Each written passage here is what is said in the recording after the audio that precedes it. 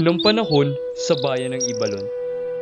May mag-asawang Raha Makusog at Dawani. Sa paglipas ng panahon ay laking tuwa ni Dawani na magsabi sa Raha, Makusog, igo akong magiyo na bareta sa imo. Ano ito sa kuyang iro? Magkakaaki na kita. Tuwang-tuwa ang Raha sa balita. Nang dumating na ang araw na manganganak na si Dawani, naghihintay naman sa labas si Raha Makusog. At ilang saglit lang ay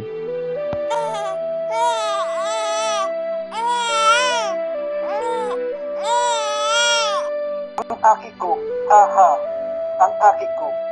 ngunit nang makita niya si Dawani, nagtanong agad siya sa nagpaanak sa asawa. Anong nangyari? Hindi kinaya ni Dawani ang pagluwal sa bata. Kaya pumanaw ito.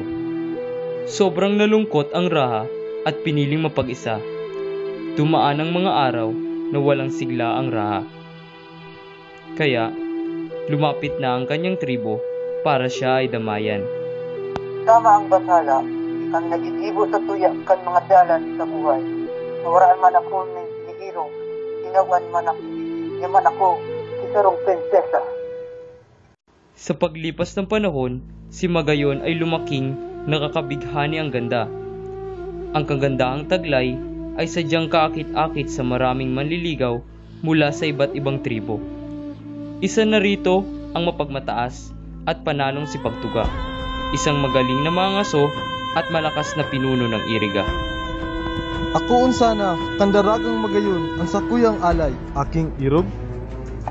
Dai mo ako sa tagudon na irog Pagtuga, sa daita ka na irog. Daita ka irog Pagtuga. Iyo, day pangunyan. Mapapasakuya ka din, Magayon. Isang araw, habang nasa tabi ng ilog, si Magayon ay biglang lumakas ang ulan. Dali-dali siyang umalis, ngunit aksidente siyang nadulas at nahulog sa ilog. Hindi ito marunong lumangoy, kaya mabilis siyang tinangay ng agos. Nagsisigaw ito para humingi ng saklolo.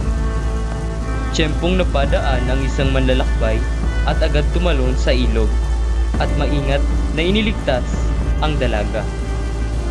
Binibini, binibini, mayo bang makulog sa lawas mo? Maray na ako, nagbabalot sa pagtabang sama.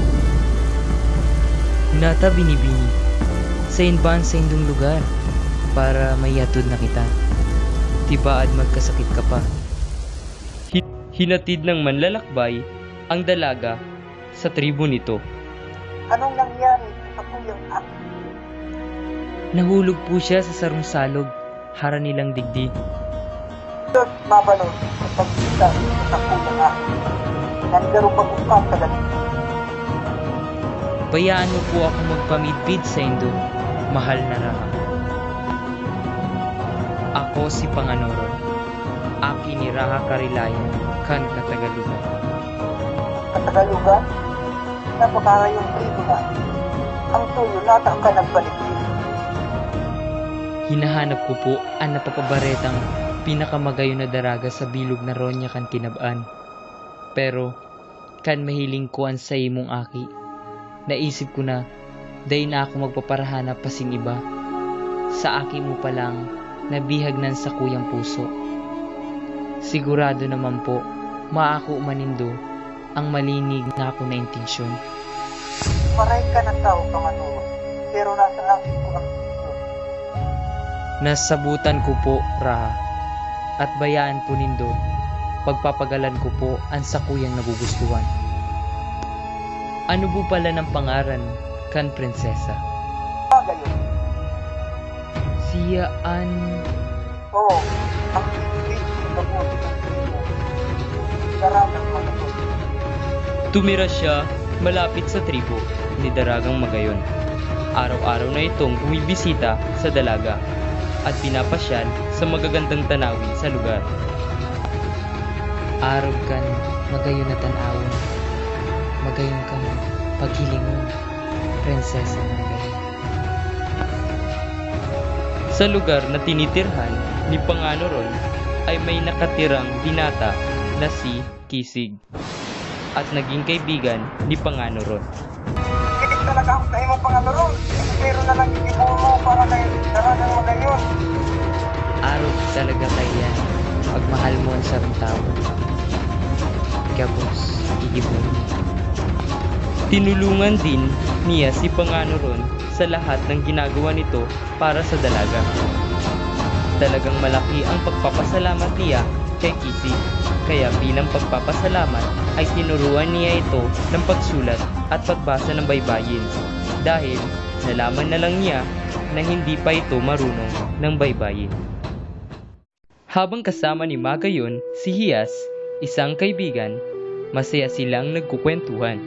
Iba ka talaga Magayon, hindi ang nakabayan ay naiinggit sa imo. Pano, hindi ang nasultiro sa iba-iba na tribo ay nakakita lang sa imo. Ang alin? Nahanap ang tipong gusto mo sa lalaki. Malinig ang intensyon, mabuon, non-positido. Iyo panong mahal ka ng tao o ano Magayon, yan na ba? Hindi na nagsalita si Magayon at napangiti na lang. Hindi naglaoy, nahulog na talaga ng sobra ang loob ng dalawa sa isa't isa. Magayon, sa kada oras na kaibahan kita, sobrang maray ang kaugmahan ko. Namumuta ko sa imo, daragang Magayon. Ipinaalam na ito ng dalawa kay Raha Makusog. Napagtanto ng Raha na wagas ang pagmamahalan ng dalawa at hangad din ng Raha ang kaligayahan ng anak. Kaya hindi na ito nagdalawang isip at binigyan na ng basbas ang Magsing Irog. At naghanda na sila sa nalalapit na kasal. Sa Iriga, may isang babae na sobrang umiibig kay Pagtuga. Siya si Tala, isang prinsesa sa isang tribo. Pagtuga, alam mo na ang Marisa. Si Daragang Magayon ay kakasal sa Sarong Tagalog. Ano? Napakaarkaan nangarat. Ako umang kamo. Ang sabihon mo, wara kita. Talagang tigagamit mo lang ako. Nang gusto mo lang kuwaon kung ano ang gusto sa mo. Iyo, nan intiro, na ina mababawi. Tigagamit mo lang ako. Alam mo man sana na namumutan pa ka, tapos hindi ito dahil ng tao lang. Kung wara si Daragang Magayon, siguro, uulian ko yung tigsasabi mong pag-iro. Tumatak sa isip ni Tala ang sinabi ni Pagtuga at umalis na itong mabigat ang loob. Kinalaunan ay nag-isip ng plano si Pagtuga at ang kanang kamay niya na si Linog ay lumapit. Pinunong Pagtuga, gusto mo na gamitin ta ang mga kaapin sa tribo ni Raha Makusog? Magayon na plano.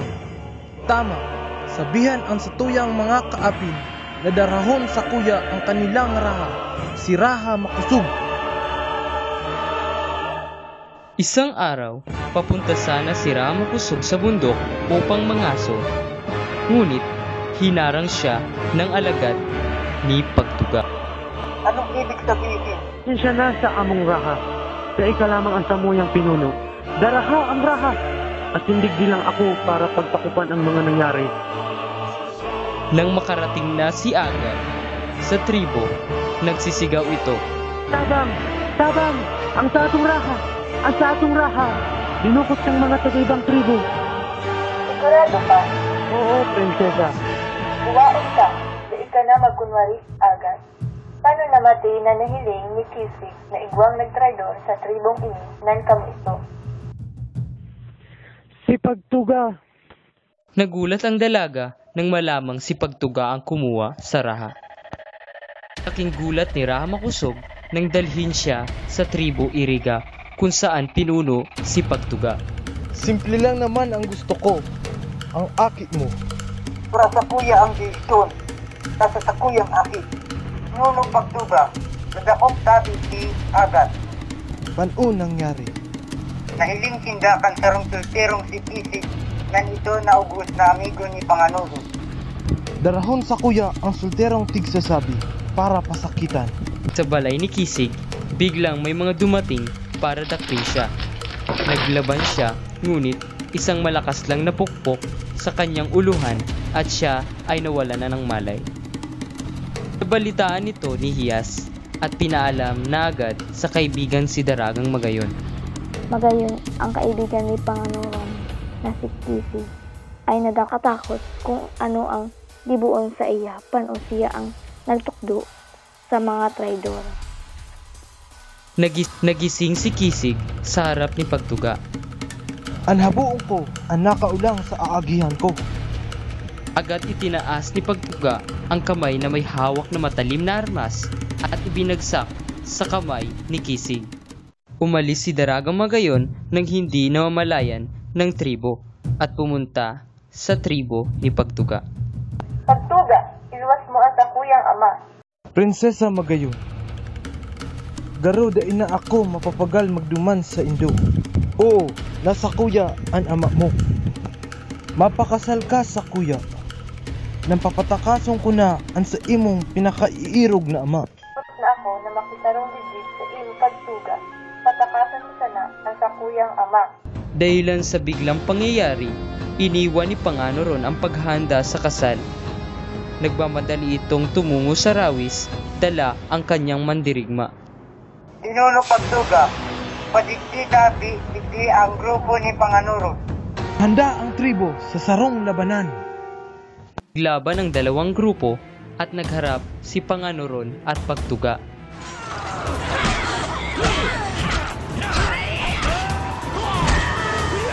Sa pagharap ng dalawa, mabilis na ang mga sumunod na nangyari. Napatay ni Panganuron si Pagtuga. Natuwa si Magayon sa pagkakita kay Panganuron. Dali-dali itong tumakbo patungo sa kanyang irog. Subalit, isang ligaw na palaso ang tumarak sa likod ni Magayon. Galing ito sa kalayuang si Tala, na pinanghahawakan pa rin ang sinabi ni Pagtuga sa kanya. Ngunit huli na ang lahat. Biglang sumulpot si Kisig at pinatay si Tala. Nang sasaluhin na ni Panganuron ang minamahal sa kanyang mga bisig, isa ring sibat ang bumaon sa kanyang likod. At sabay, pinawian ng buhay ang dalawang magsing irog. Ang sibat ay galing sa kanang kamay ni Pagtuga na si Linog. Sa pagkakita ng Raha, dali-dali siyang lumapit kay Linog at pinatay niya ito. Sobrang nalungkot ang Raha sa sinapit ng dalawa. Nasa batala, nasa araw kainin ang sinapit, duwang wagas na nagmumutan. Nasa!